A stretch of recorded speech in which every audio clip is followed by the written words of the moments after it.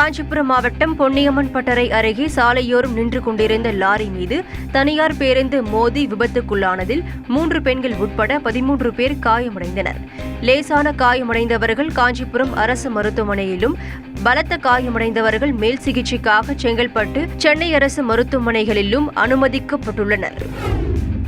கடலூர் மாவட்டம் காட்டுமன்னார் கோவிலை அடுத்த எயிலூர் பகுதியில் பாயும் கொள்ளிடம் ஆற்றின் கரையோரம் ஊற்றுக்கண் அமைத்து குடிநீர் கொண்டு செல்வதற்கு எதிர்ப்பு தெரிவித்து அப்பகுதி மக்கள் கால்நடைகளுடன் குடிநீர் வாரியத்தை முற்றுகையிட்டனர். சம்பவ இடத்திற்கு வந்த துணை வட்டாட்சியர் வின்சென்ட் சமரச பேச்சுவார்த்தை நடத்தியதைத் தொடர்ந்து போராட்டம் கைவிடப்பட்டது.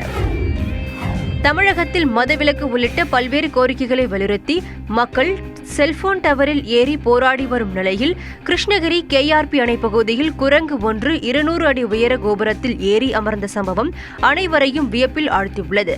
நீண்ட நேரம் அமர்ந்திருந்த குரங்கை பார்த்த பொதுமக்கள் அதற்கு என்ன கோரிக்கையோ என வேடிக்கையாக பேசி சென்றனர். திண்டுக்கல் மாவட்டம் கொடைக்கானல் பிரையன் பூங்காவிற்குள் திடீரென காட்டெருமை நுழைந்ததால் சுற்றுலா பயணிகள் அலறியடித்து ஓட்டம் பிடித்தனர். சிலர் காட்டெருமையை புகைப்படம் எடுத்தனர். அடிக்கடி மக்கள் அதிகமுள்ள பகுதிகளில் காட்டெருமை வருவதை தடுக்க வனத்துறையினர் நடவடிக்கை எடுக்க வேண்டும் என கோரிக்கை எழுந்துள்ளது.